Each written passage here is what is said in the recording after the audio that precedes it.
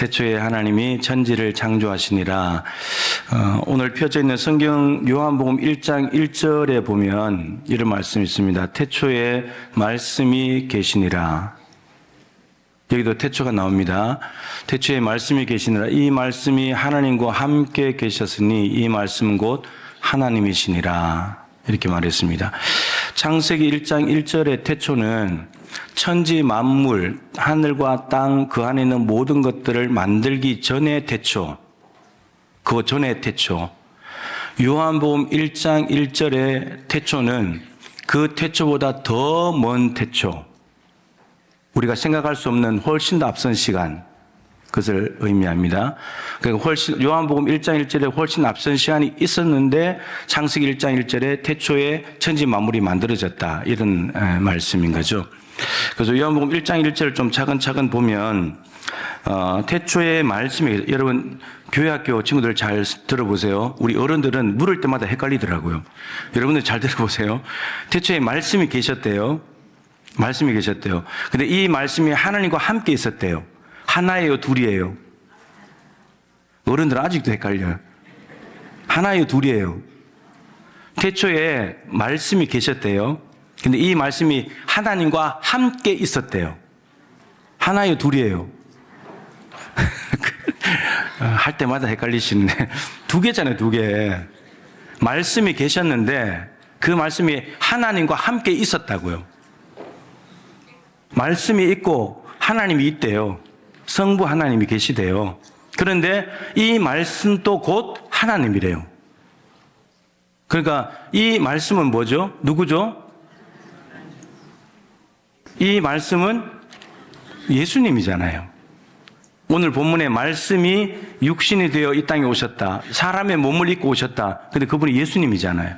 그러니까 예수님은 태초에는, 우리가 모르는 태초에는 말씀으로 존재해 계셨다가 이미, 여러분 성경에 예수님이 마태복음에 이제 주전 4년에 마리아를 통해서 눈에 보이는 모습으로 나타났지만 예수님은 훨씬 더 전에 태초에 이미 계셨다는 거예요. 말씀의 형태로.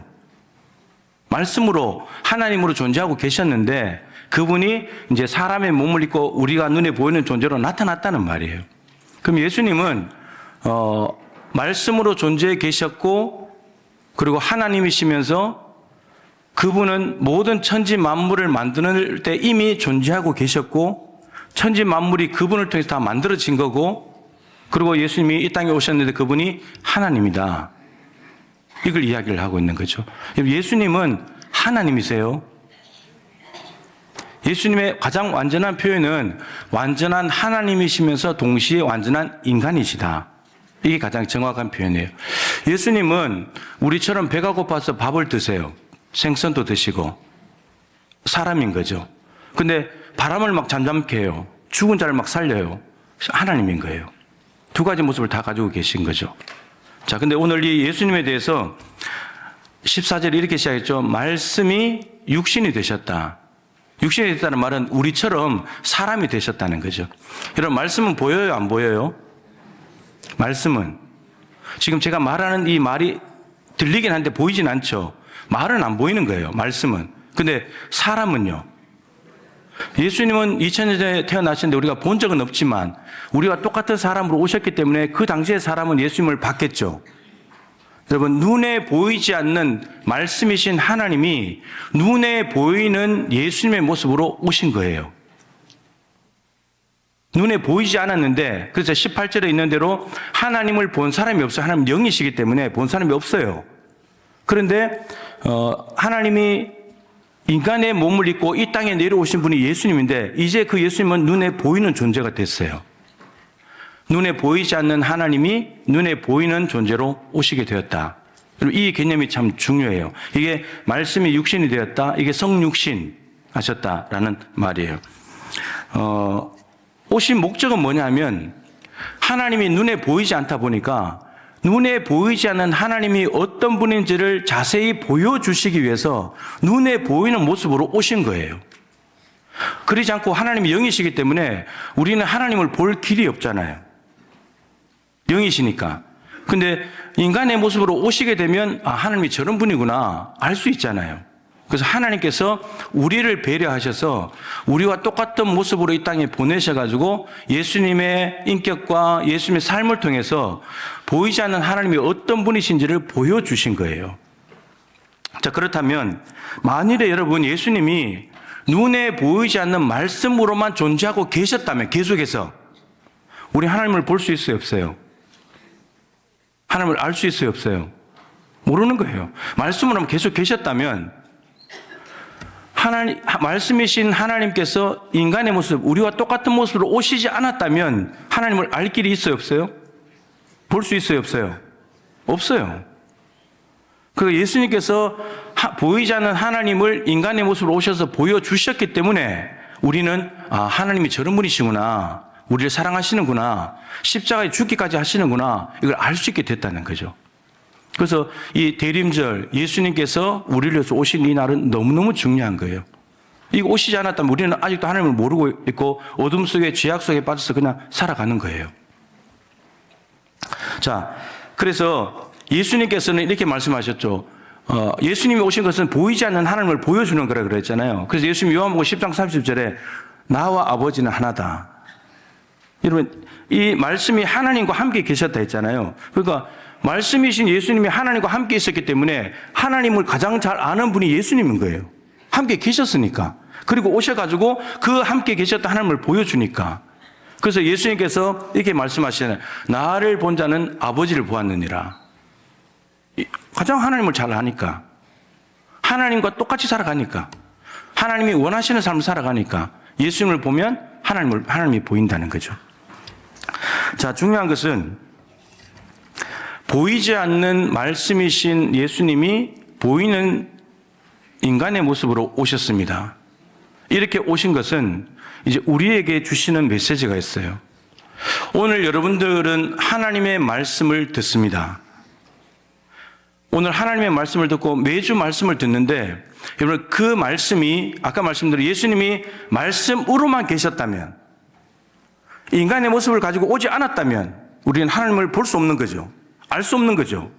마찬가지로 우리가 하나님의 말씀을 들었는데 귀에 듣고 마음에 담았는데 이 말씀이 내 안에만 있고 이 말씀이 밖으로 드러나지 않는다면 세상 사람들은 우리를 통해서 하나님을 볼 수가 없습니다.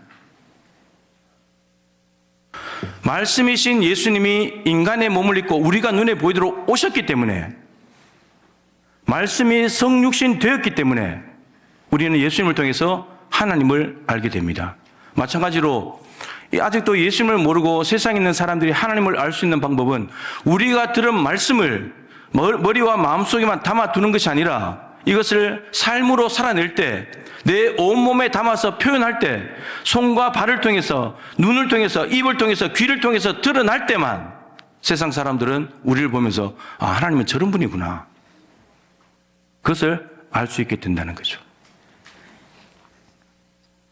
오늘 그래서 하나님 중심의 삶이라는 것은 다르게 말하면 말씀이 육신되는 삶, 말씀이 우리의 온몸을 통해서 말씀이 삶이 되어 드러나는 삶, 그것이라고 말씀드릴 수 있습니다. 하나님께서 이스라엘 백성들을 애굽에서 430년 종살이할 때 구원하셨습니다. 그리고는 광야 40년 동안을 보냈습니다. 여러분 광야 40년을 보낸 이유가 뭐였습니까? 신명기 8장 3절에 광야 40년을 다 보내고 난 뒤에 모세가 이야기하잖아요. 너희들이 왜 광야 40년을 지는 줄 아냐? 사람이 떡으로만 사는 것이 아니라 하나님의 말씀으로 사는 것을 알게 하려고. 여러분 광야에는 자기 자원으로 살아낼 수 있는 방법이 없어요. 애굽에서 나올 때 애굽 사람들이 금, 은 이런 거는 많이 줘가지고 보석은 많은데 보석은 광야에서 쓸모가 없잖아요. 그러다 보니까 우상이나 만들었지. 먹을 게 없어요. 마실 게 없어요. 길을 몰라요. 보석이 길을 가르쳐 준 건 아니니까. 광야 40년 동안을 살아낼 수 있는 방법은 오직 하나님의 자원으로 하나님의 말씀과 방법으로만 살 수 있는 걸 훈련하기 위해서예요. 이스라엘 백성들이 생각하기에 이것도 있어야 될 것 같고 저것도 있어야 될 것 같지만 그것이 없다 할지라도 하나님만 계시면 하나님의 말씀대로 이끄는 대로만 가면 구름 기둥과 불 기둥이 이끄는 대로만 가면 하나님께서는 길을 인도해 주시고 먹여주시고 재워주시고 채워주시는 거 다 가능하다. 그거 훈련하는 것이 광야 40년이었어요. 결국은 하나님만을 유일한 자원으로 삼고 살아가는 신본주의 나라를 만들려고 하나님께서 광야 40년을 보내게 했어요. 자, 이제 신약으로서 예수님께서 공생애를 시작하시기 전에 마귀가 시험을 합니다. 40일 동안 금식했기 때문에 나타나서 이렇게 말하죠. 예수님 보고 네가 만일 하나님의 아들이라면, 네가 정말 하나님의 아들이라면 이 돌을 가지고 떡을 만들어라. 여러분, 예수님께서 그때 뭐라고 말씀하셨죠? 야, 내가 그까짓 거 못하겠냐? 그렇게 말씀하시지 않고 사람이 떡으로만 사는 게 아니고 하나님의 말씀으로 산다. 신명기 8장 3절 말씀을 그대로 인용하셨어요. 여러분, 마귀와 세상은 끊임없이 요구합니다. 야, 너희들이 하나님 믿는 하나님 자녀라며, 예수 믿는 그리스도인이라며, 적어도 이 정도는 해야 되지 않냐? 아니, 돌을 가지고 떡을 못 만들어? 이 정도 능력은 나타내야지. 그래야 하나님 자녀라는 게 입증이 될 거 아니야. 너희들이 뭐 맨날 예수 믿고 구원받고 뭐 살아간다고 그러는데 예수 믿는다는 표징을 좀 보여보라고. 이런 세상과 마귀는 끊임없이 이런 능력을 요구하고, 여러분 청년들 자기지적 많이 따야 되잖아. 능력을 나타내야 되잖아. 실력을 보여줘야지 인정받잖아요. 근데 예수님께서 하신 말씀은 마귀는 하나님의 아들이라면 이 정도 해야지. 근데 예수님은 하나님의 자녀는 그러는 걸로 사는 것이 아니라 사는 방식 자체가 하나님의 말씀으로 사는 거야. 사는 방식 자체가 능력으로 나타내는 삶이 아니라 하나님의 말씀이 이렇다면 이렇다고 믿고 가는 거고 저렇다면 저렇다고 믿고 가는 거, 그 삶의 방식이 중요하고 그 삶의 방식으로 살아가게 되면 거기에 하나님의 능력이 나타나는 거라고. 예수님이 우리에게 원하시는 하나님 자녀의 삶은 말씀으로 살아가는 삶의 방식입니다. 여러분, 자꾸 능력을 요구하고 실력을 요구하고 그러는데 여러분, 이거 마귀의 속임수일 수 있어요. 우리 능력이 없잖아요. 예수님은 돌을 가지고 떡을 만들 능력이 있지만 안 하는 거예요. 근데 우리는 돌을 가지고 떡을 만들 능력이 실제로 없어요. 그죠? 그러면 마귀의 기준으로 본다면 우리는 하나님의 자녀가 아닌 거죠. 그렇잖아요. 여러분들 중에 돌 가지고 떡 만들 수 있습니까? 아무도 못 하잖아요. 근데 그걸 만들어버리면 마귀가 원하는 하나님의 자녀는 되겠지만 예수님이 원하는 하나님의 자녀는 아닌 거예요, 그거는. 우리는 무능력합니다. 아무것도 못해요. 근데 하나님의 말씀을 가지고 살아가는 삶의 방식으로 살아가는 것이, 그것이 중요한 것이고, 그러면 하나님의 말씀 속의 능력은 나타나게 되었다. 예수님이 그걸 지금 가르치고 계십니다. 노아는 하나님께서 세상이 죄로 가득 찼을 때, 노아야, 내가 세상을 다 물로 심판하겠다. 방주를 지어라. 하나님의 말씀을 받았습니다. 노아가 하나님의 말씀을 받고 어떻게 했냐? 그 온 몸으로 방주를 짓습니다. 말씀을 삶에 옮겨 놓습니다.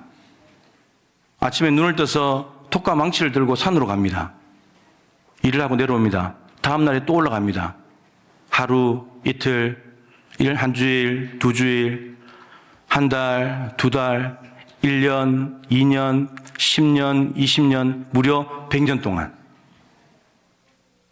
그 하나님의 말씀 하나 실천하려고 하나님의 입에서 나온, 다른 사람들은 다 감지하지 못하고, 무슨 세상이 망해, 비가 와, 홍수가 무슨 홍수야, 방주는 무슨 방주야, 지금 가만히 있어도 사는데, 다 그러고 있는 때에 하나님은 노아에게 말씀하셨고, 노아는 그 말씀을 받아들여서 자신의 온 몸으로 100년이라는 시간을 들여서 하나님의 말씀을 자기의 삶으로 옮겨놓고 있습니다.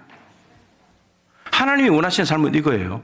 여러분, 이게 능력이 없는 것 같고 바보처럼 보이잖아요.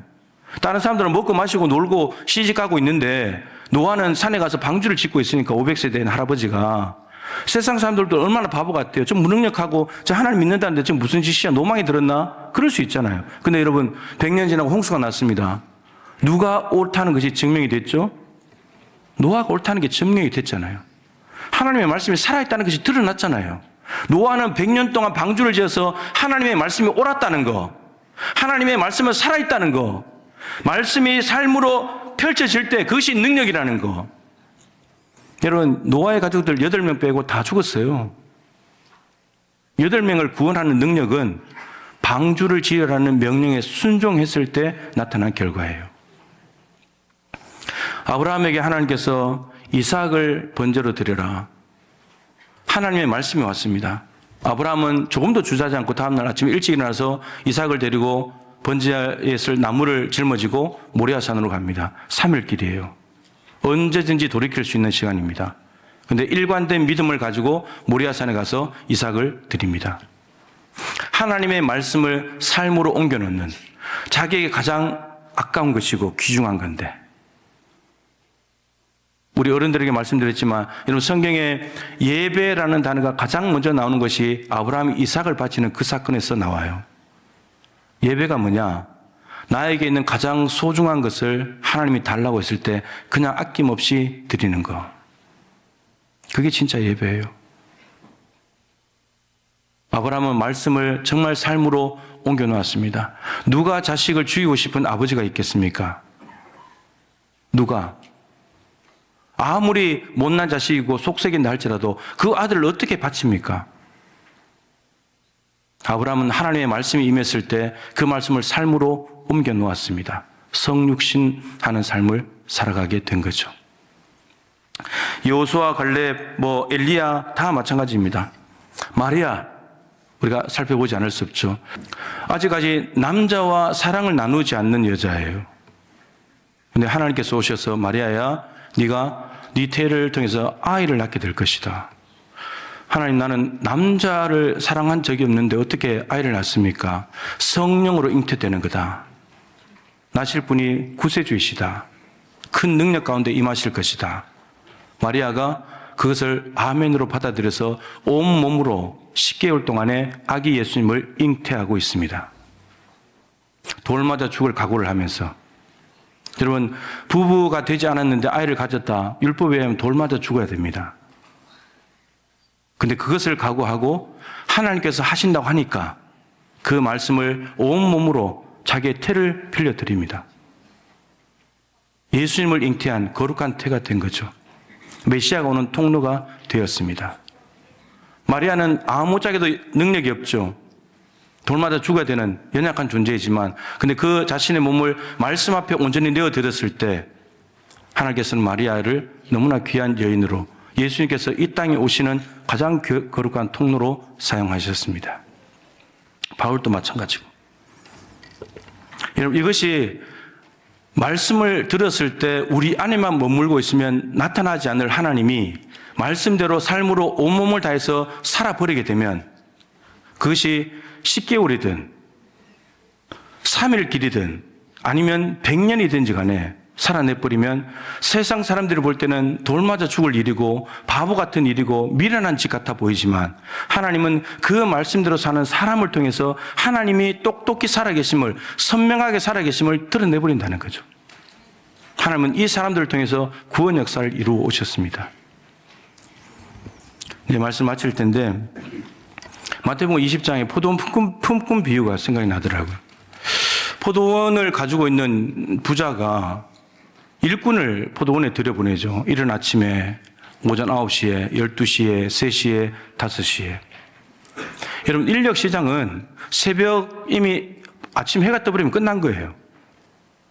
그런데도 9시에 가고, 12시에 또 데리러 가고, 3시에 또 데리러 가고, 5시까지, 6시면 일 끝나는데. 그래서 여러분, 이 포도원 주인은 직원들을 고용해서 포도원 자기 사업을 크게 하려는 사람이 아니라 포도원 사업을 해가지고 직원들 월급 주려고 하는 사람이에요. 전혀 다른 방식이잖아요. 세상 방식은 직원들을 막 부리고 일시켜가지고 자기 사업 키우는 거잖아요. 수익을 내야 되니까. 그래 자기 수익 많이 가져가니까. 여러분, 이건 세상 방식이에요. 하나님 나라 방식은 포도원을 키우는 데 목적이 있는 것이 아니라 이것을 운영해가지고 직원들을 한 명이라도 더 채용시켜서 월급 주는 게 목적이에요. 그러니까 세상 나라하고 다르죠. 그러니까 하나님 나라죠. 포도원 주인의 마음은 이른 아침에 들어왔든 9시에 들어왔든 12시에 들어왔든 3시에 들어왔든 5시에 들어왔든지 간에 저들에게 하루 품삯을 약속했고 그 품삯을 다 줬어요. 마음이 뭐냐면 일한 시간이 다르고 땀 흘린 시간이 다르지만 한 품삯을, 한 데나리온 품삯을 주지 않으면 가족들이 굶으니까 가족들이 힘들게 살 거니까. 가난에 찌들려 살 거니까. 인력 시장에 나가서 그때부터 경쟁에서 뒤처졌는데 하루 품삯을 받지 못하면 가족들이 손가락 빨아야 되니까. 그러니까 5시에 들어와서 1시간 일해도 한 데나리온을 줘서 가족들을 먹여 살리는 거예요. 여러분, 세상 방식으로 보면 미치는 장사 아닙니까? 그러니까 하나님 나라죠. 그러니까 저는 우리 교회 안에 이런 회장들이 많아졌으면 좋겠어요. 제가 회장이라면 우리 교직원들 더 많이 챙겨줄 텐데 제가 회장이 아니라서. 여러분, 이 회사의 직원들이 얼마나 행복할까요? 여러분, 일은 직원들이 다 하잖아요. 직원들을 잘해주면 직원들이 일 다 할 거고, 그 일 잘 되면 회사 잘 될 거고, 회사 잘 되면 회장 좋은 거 아니에요. 근데 회장 자기만 좋으려고 하다 보면 직원들 부려먹고 복지 제대로 안 해주고, 그러면 그 일이 제대로 되겠냐고요. 씩씩거리면서 일하겠지. 불만을 가지고 일하겠지. 즐거운 마음이 아니라. 저는 여러분들이 크고 작은 규모로 직원들을 한 명이라도 데리고 있다면 이런 회장의 마음에 좀 도전하시고, 여러분, 이게 성육신하는 삶이잖아요. 혼자 독식하지 않고 나눠주고 남 잘 되게 해주는 거, 돈 벌어서 남 주고 배워서 남 주는 거, 하나님 나라 방식이잖아요. 저는 우리 교회 안에 이런 우리 청년들 도전하세요. 네? 도전하세요. 하나님 나 이런 회장 되게 해주십시오. 회장 되가 한 사람이라도 더 많은 직원들을 먹여 살릴 수 있도록 도와주십시오. 여러분, 그렇게 기도하세요. 겨우겨우 밥 벌어먹고 살아가는 그런 사람 말고. 여러분, 이 회장이 뭐 대단한 뭐가 있겠습니까? 하나님이 은혜 주시면 되는 거지. 그죠? 오늘 하나님 중심의 삶 4번째 정리합니다. 말씀으로 계셨던 예수님께서 보이지 않는데 보이는 인간의 모습으로 오신 것. 여러분, 이것은 우리에게 어마어마한 사건이고, 우리가 구원의 길이 열리는 사건이고, 죄의 사함을 받는 것이고, 하나님의 자녀가 되고 하나님 나라 가는 길이 열린 사건입니다. 그걸 보여주시지 않았다면, 십자가 죽으시는 하나님의 사랑을 보여주시지 않았다면 우리가 어떻게 예수를 믿으며 어떻게 구원을 받습니까? 근데 세상 사람들 아직 모릅니다. 우리가 말씀을 들었을 때 예배당에서 듣고 끝내는 것이 아니라 나가서 온몸으로 손으로 한번 살아보려고, 열심히 일해서 구제 한번 해보고, 열심히 발로 뛰어다니면서 말씀으로 살아보고, 내 것 좀 나누어 줘보고, 그런 삶을 살아갈 때 이 강팍한 세상에 사람들은 따뜻함을 느끼면서 아, 하나님이 계시는구나, 그런 느낌이 들지 않겠냐고. 예수님이 오셔서 하나님을 보여주신 것처럼 저와 여러분의 삶을 통해서 말씀을 우리 온몸으로 살아내므로 이 세상에 하나님이 여전히 살아계시다는 걸 보여주는 그런 거룩한 대림절 될 수 있기를 주님의 이름으로 축복합니다.